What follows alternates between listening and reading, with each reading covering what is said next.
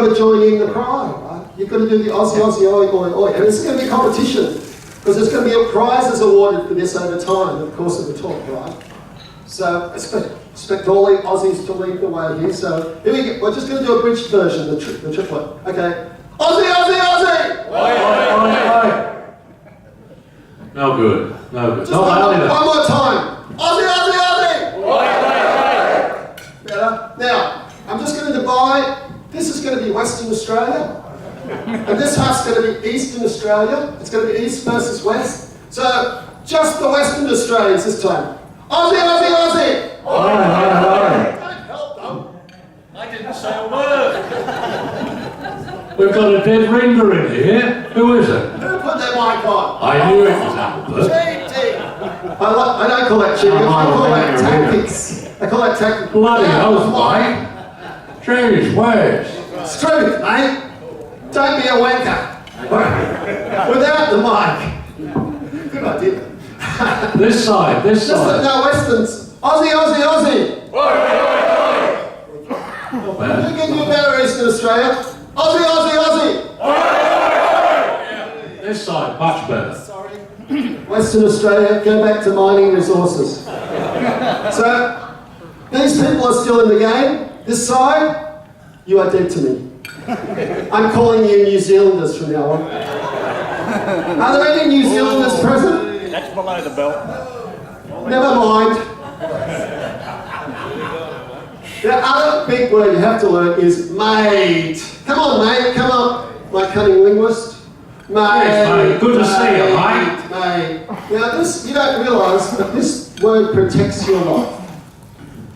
This is because Australia and New Zealand have one of the flattest speaking hierarchies in the world. You can say anything to anybody, because we're like all equal. If we use this word, we're all equals. It doesn't matter if you're the Prime Minister or working Australia. Mate, usually like you, but that speech you gave last night is a bit of a wank fest, okay? So, why this protects you on aeroplanes, and why Australians and New Zealanders have the lowest accident rate in the world, and the safest airplanes, is because it doesn't matter whether you're the pilot or the engineer or whatever, you go, mate, I think you just missed something there, right? Whereas the Koreans used to traditionally be crashing airplanes because the engineers couldn't bear to tell the pilot they were running out of fuel. This is true stories, right? So, mate, all right. Now, Australians can participate in this. If you're going to be an honorary Aussie, you don't want to ask an Australian an incredibly stupid question. And the one question is stupider than any other question to ask Australians. Come on, make some suggestions. Have you got a kangaroo in your backyard? Honourable attempt. What about... Are you from Austria? Yeah, that used to be an old one. As Americans used to be incredibly ignorant about geography. You start from Australia and they'd say, oh, what's the skiing like there? We say, oh, we've got sand dunes you can ski down, right? Do you speak English in Australia? This used to be one, and people used to get, they used to spring Aboriginal place names together, they go, Bullabaloo, Bullamai, Bullamacanco, they go, oh, what a wonderful language. No. The number one stupid question to never ask an Australian is, what's the best time of year to visit Australia? And why this is incredibly stupid is, it shows that you don't know the single most obvious fact about Australia. It's effing huge, right?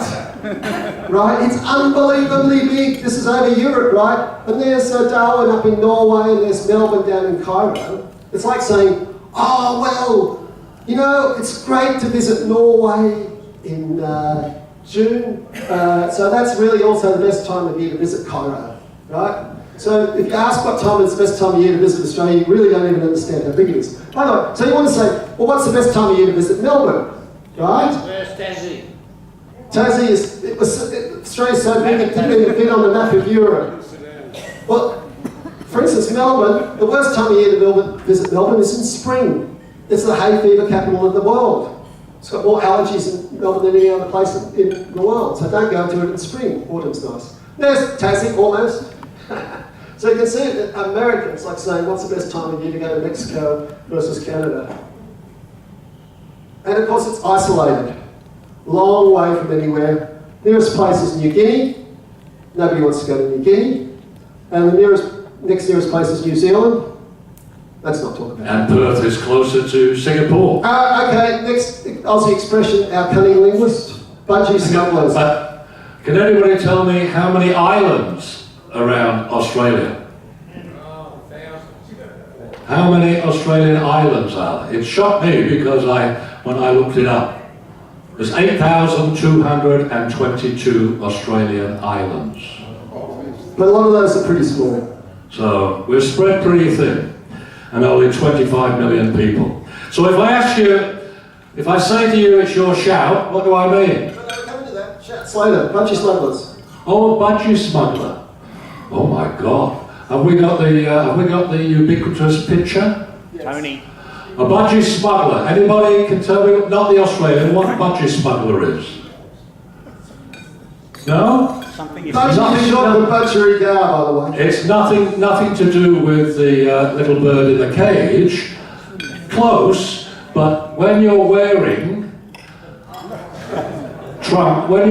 swimmers or trunks or speedos, they're budgie smugglers. Because it looks like For obvious reasons. budgie. And he got the biggest headline in the newspaper when he came out of the ocean. Unlike Daniel Craig, he's not built like Daniel Craig, 007, budgie smuggler prime I minister. think he might be a 004.5 rather than 007. Yeah. Anyway, he was our then Prime Minister at that stage, so, budgie smugglers. So budgie smugglers. So when somebody says you've got budgie smugglers on, you know what they're talking about. So, now, of course, we're famous for our Australian wildlife. Because we're so isolated from everywhere else, we developed our own wildlife. All Australian true mammals tend to be marsupials. So, we're just going to have an introduction to the wildlife. Judith, close your eyes. Thanks very much. Well, the Australian Tourist Commission has asked us to come up with a song that we can perform overseas, a song to help bring the tourists back to Australia. That's right, so we focused on wonderful wildlife and the fabulous fauna that Australia has to offer. Redback, funnel-web, blue-ringed octopus, taipan, tiger snake, animals, jellyfish, stonefish, and the poison thing that lives in a shell that's spicy when you pick it up. Come to Australia, you might accidentally get killed. Your life's constantly under threat. Have you been bitten yet? You've only got 3 minutes left before a massive coronary breakdown. Redback, funnel-web, blue-ringed octopus, taipan, tiger snake, adderbox, jellyfish, big shark, just waiting for you to go swimming at Bondi Beach. Come to Australia, you might accidentally get killed. Your blood is bound to be spilled with the organs we filled. You might accidentally get killed. I think that's fantastic. So of course, what do you think the most dangerous animal in Australia is apart from New Zealanders? Drop bear. Well, come to... I like that guy. Drop bears are very dangerous. I'm going to mention those. These are actually the bees that sting you, which are actually imported into Australia. The native bees don't actually have a sting. So I want you to think about it. Oh.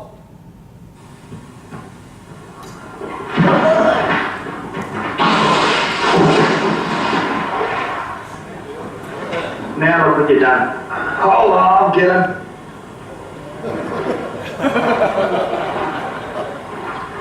Got any sharks in here, are there? No.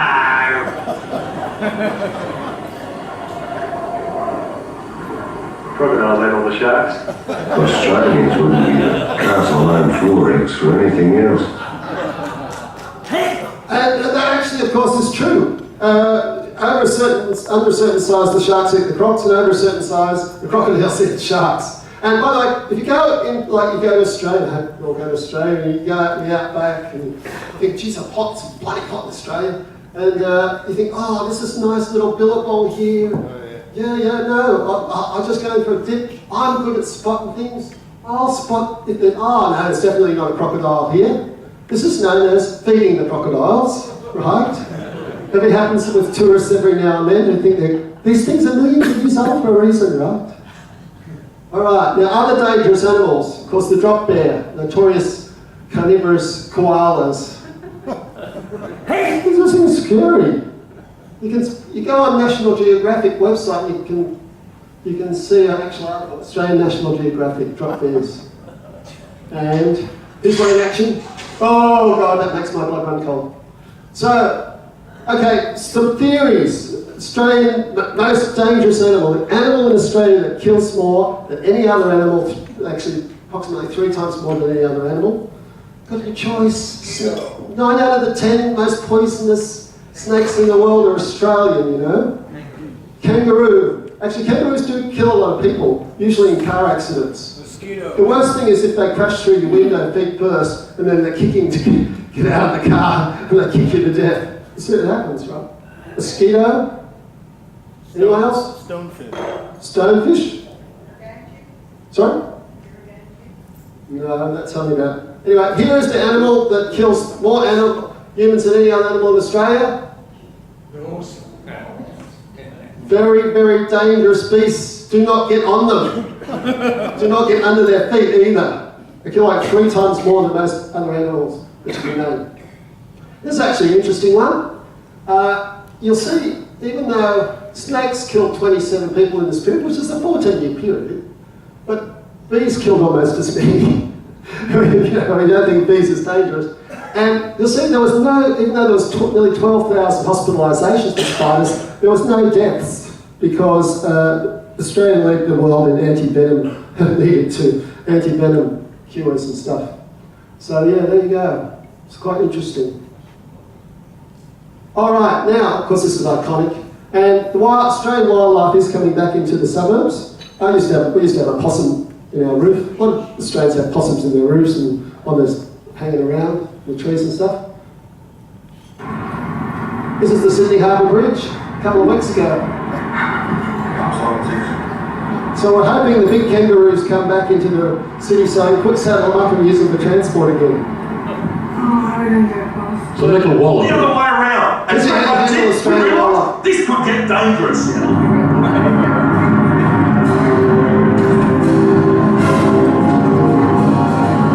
There you go, dogs, let's go. Now the dog's coming. These must be, Well, we're not sure what's going on here, but the root has the dog. those must be 2 of the most useless dogs I've ever seen. They got bailed up by one kangaroo. I got you, you wimpy dog. Really, seriously, the guy has to rescue 2 dogs? Are you kidding me? Okay, but here's our best way to treat wildlife in Australia. This is a great, great iconic photo of a fireman. The fire's gone through and he's shouting. He's going to come to shouting up a drink of water for the koala. Normally koalas don't come out of the trees to drink water because they exclusively eucalyptus leaves, which are 50% water anyway, so they never need to come out of the tree. But this brings us to the word, our cunning linguist, shout. Shout, shout, let it all out. Shout. If I say to you, sure shout, what do I mean? Get your water out. You're buying, you're right. Yeah, you're buying a beer or a whiskey or whatever. Sure shout. I shout you, you shout me. Fair dinkum. Shouting. No, we'll get fair dinkum later, but just go after here. I was confused, Roy, because I've changed the order. And where did the term shouting come from, Roy? Beats the hell out of me. All right. In the old days, in the old nanny state days in Australia, they used to shut the pubs at 6 o'clock at Oh night. yeah, that's right, yeah. And that means people come out of the offices at 5 o'clock and they'd be desperately trying to get some beers in them, so, right? So they'd be shouting out, The barmaid. you know, "Fit 5 beers!" And that would go around a group of 5 guys, and it would be your shout. It would be literally your turn to shout out the order and stuff. And it was commonly known as the 6 o'clock swill. Yeah. For obvious reasons, the beers were pushed across. Anne's going to come up and give us some insights into the Historia of Australia. Come up, Anne. Top Sheila. Come up, Top Sheila. So, yeah, of course, we just had Australia Day. A good day to chuck another shrimp on the barbie. And this is what we mean when we say chuck another shrimp on the barbie. And also, a couple of days ago, it's Australia Day, and the greatest moment in my life, I won, I won the pie eating competition at the Walkabout Creek pub there, down there. But you've got to put your hands together behind your back and eat a pie off a plate on a table, and my big mouth finally came in handy. How many did you eat? Just the one. One quickly. Yes. Okay. Okay, Australia Day is official national day of Australia, celebrated annually on the 26th of January. It marks the anniversary of the 1788 arrival of the first fleet of British ships at Port Jackson. New South Wales was rising.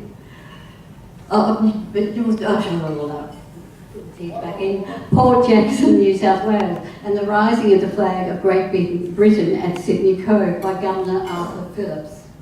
In present-day Australia, celebrations reflect the diverse society and landscape of the nation and are marked by community and family events, reflections on Australian history and official community awards, citizenship ceremonies, welcoming new members of the Australian community.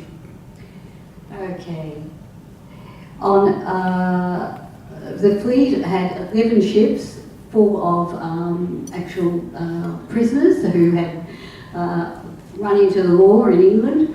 And of course Australia had to be found, and they had nowhere to put their prisoners anymore because they had lost America with the war. Because the Americans were revolting. Sorry? The Americans were revolting. They were revolting and they kicked the British out. Well then, you know, they left the British without knowing where they're going to send all their prisoners to. So just as well Captain Cook founded Australia. Okay, on the 26th of January, early in the morning, Philip, along with a few dozen Marines, officers and women, rowed ashore and took possession of the land in the name of King George III. The remainder of the ship's company and convicts watched on board. Now, we have a little bit of a problem at the moment. I guess it's always been a problem to our Indigenous people. They don't want us to celebrate Australia Day on the 26th of January. They call it Invasion Day, because that was the day that we arrived and literally took over their country. So that is going on at the moment, and it goes on every actual Australia Day, has done for some time. Before 1770, Aboriginal people had been living for more than 60,000 years on the continent we now know as Australia. At least 1,600 generations of these peoples has lived and died there. It wasn't until May the 27th in 1967, 90% of Australians voted yes in a referendum to allow Aborigines to become citizens of Australia. And they were also allowed to vote then. It only took us nearly 200 years to give them that right. Okay. Which is pretty poor on our behalf. Okay. Our first biggest war was actually Gallipoli. Gallipoli, also known as the Dardanelles campaign, the Battle of Gallipoli, was a campaign of First World War that took place on the Gallipoli Peninsula in modern Turkey in the Ottoman Empire between 17th of February 1915 and the 9th of January 1916. Well, it was a war that we lost. We were slaughtered. And after that, we went to Britain from, excuse me, I've got a fast read here. There was a naval attack and repelled, and after 8 months fighting with many casualties on both sides, the land campaign was abandoned and the invasion force was withdrawn to Egypt. The campaign was the only major Ottoman victory of the war. In Turkey, it's regarded as a defining moment of the nation's history, a final surge in the defence of the motherland as the Ottoman Empire crumbled. The struggle formed the basis for the Turkish War of Independence and the declaration of the Republic of Turkey. So it made a great impression, and it was when The campaign is often considered to be the beginning of Australian and New Zealand's national conscience, and we're known as the Anzacs now. So we could go a lot more into that on Anzac Day. Okay. One of our famous heroes of the war is Dr. Weary Dunlop. He was a very good surgeon, and he was running a hospital in Java when he was taken a prisoner. This is in the Second World War now, or Trump the War. And he was taken prisoner for, and the whole camp and the hospital was brought into Thailand and put on to work on the Burma Rail. He worked up to 22 hours a day. He not only saved prisoners of wars, but also the Japanese who got ill.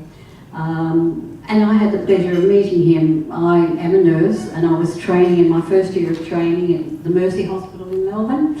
And I had this patient, and she had cataract surgery on both eyes. And he came in, and I was, standing with him as nurses do. And he said, "Oh, you're doing so well. It must be because of this lovely young nurse, not lovely, not young, well maybe lovely, but not young anymore, who's looking after you." So it was a real thrill for me. So that's about, all I have to say on Australia Day, but it means quite a lot to us Australians. Thank you, Top Sheila. Okay. And Australians do speak fast, by the way. You might have noticed. Some people complain about it. So I'm not sure how many... This is a very famous Australia Day ad. Because the worst thing you can be on Australia Day is un-Australian. There's nothing worse than being un-Australian. I should know. I've been Australian all my life. And I'm sickened by the creeping tide of un-Australianism eroding our great traditions. Like our custom of eating lamb on Australia Day. Un-Australianism is everywhere. For example, people wearing those plastic brightly coloured flip-flop shoes with flowers on them. What's wrong with rubber thongs in simple primary colours? If I hear another person say thong, when they mean those swimming costumes punchy Brazilian blokes wear up their bums, I'll do my block. Sadly, the scourge of un-Australianism has even infected our national day. Current Australia Day dietary consists of a few nice juicy lamb chops and beer, and perhaps a bit of pavlova for those with a sweet tooth. Yet your long-haired, dull-bludging types are indulging their pierced taste buds in all manner of exotic, foreign, often vegetarian cuisine. Chicken burger value meals, pizzas, a number 42 with rice. It's an absolute disgrace. And people ask why we need capital punishment. Do you think the diggers in the trenches were fighting for tofu sausages? No. They were thinking of grabbing a lamb chop up the barbie with their bare fingers, sustaining third-degree burns, then sticking their hands in a relieving esky to fish out a cold one. Look at our national song, Waltzing Matilda. It's about a bloke trying to get a nice bit of lamb into his tucker bag. Not spicy chicken wings. The soap-avoiding, pot-smoking, hippie vegetarians may disagree with me, but they can get stuffed. They know the way to the airport, and if they don't, I'll show them. So the message is clear, even for you backpackers. Roll out the barbie, ensure the gas bottle's filled, stack the fridge full of lamb, and prepare the invitation list. So don't be un-Australian. Serve lamb on Australia Day. You know it makes sense. I'm Sam Kekovich. Gotta love Sam Kekovich. Cunning linguist. Fair dinkum. Honestly, fair dinkum. Don't you think Australians speak a bit quick? Huh? We do. Do you want that explained in English? I'm not going to. I think Americans talk quick as well. When you're chucking a sickie, what are you doing? You stay at home. You're not going to work. You're chucking a sickie. You're sick. Now, sickie, you can have a sickie and be sick, but if you chuck a sickie, it means you're not actually sick. You're not actually sick. No. You're just chucking a sickie, pretending you're sick. Yeah. I was working once in a hardware store during uni break, and this guy was obviously incredibly ill with the flu. He dragged himself into work. I said, "Why aren't you home in bed?" He said, "Well, you don't want to feel this bad at home." Waste a good sleep. What's He was chucking a sickie. Because it wasn't crook. He wasn't crook, right? If you crook. Yeah? What's crook? mean? What's crook? Well, it's either a politician or you're ill. Well, it could be a politician, but if you're crook, you're not feeling too good. There's a... And you can be a bit crook. But you're not feeling the crook. Yeah. Cook. You can be a bit crook, you can be very crook, or you can be rooted. You could be Really, rooted. really crook. And you can be crook as Rookwood. And if you And you can be crook as Rookwood, yes. In Sydney there is a cemetery called Rookwood Cemetery. That's If you're right. really crook. You're crook as Rookwood. You're 6 feet under. And if you get really crook, you're not crook anymore. You're dead. What about Fair Dinkum? You're going to go You've just done that, you're going backwards. Well, oh, okay. I thought We've got the New Zealanders who are dead to us, and we've got this mob of ne'er-do-wells here who are going to go in the Aussie.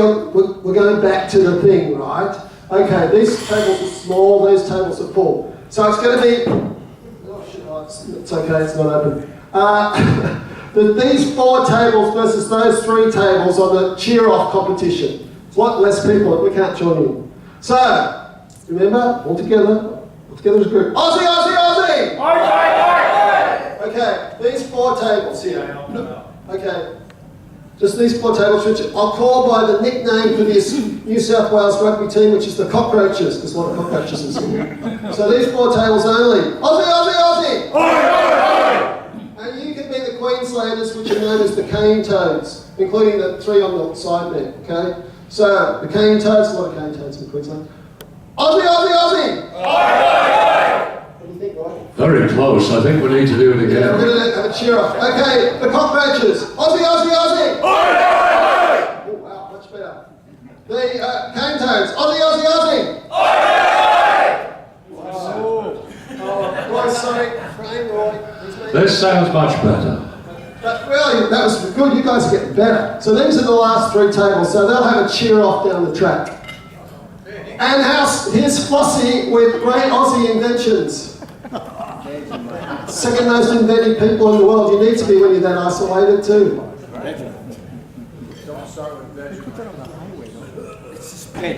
Vegemite? You're never going to be an Aussie honorary Aussie if you turn your nose up at Vegemite. Go forward, don't go back. Keep calm and eat Vegemite. No, what next one? Next one. Yeah. I was giving you time to go. Thanks, Ren. Okay. Brief intro to a few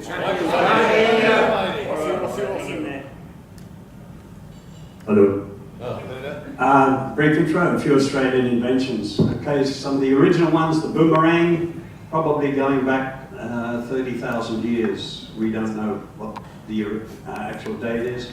Invented by the Aborigines. The unique feature of this is it returns to the thrower after taking out the kangaroo. Another one, Aboriginal invention, is the woomera.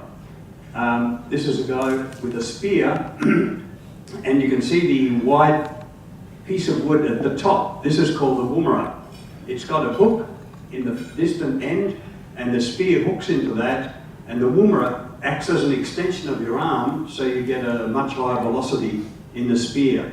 Okay, it's also a multifunction device in that it's wide, so it can act as a shield if you're having a spear war with a neighbouring tribe, and also you can carry stuff in the woomera because of the width of it, and it's got a bit of a cup in the shape. Okay, and then of course we all know the didgeridoo. Very distinctive sound.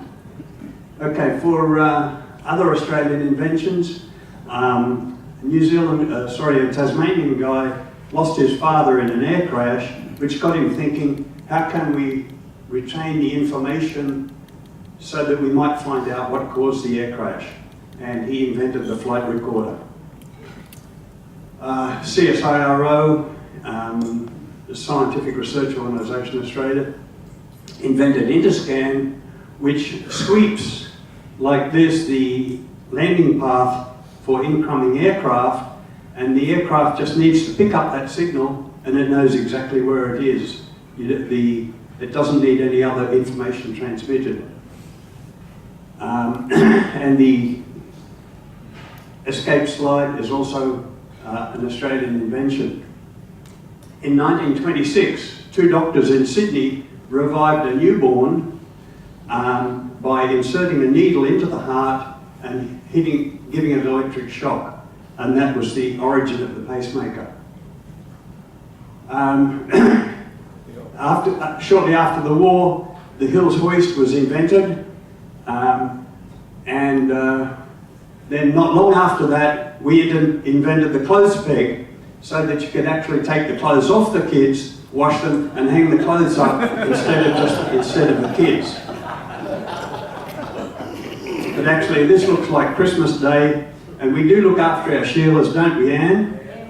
Mum's got herself a Hills hoist for Christmas. Okay, another one which is going around the world.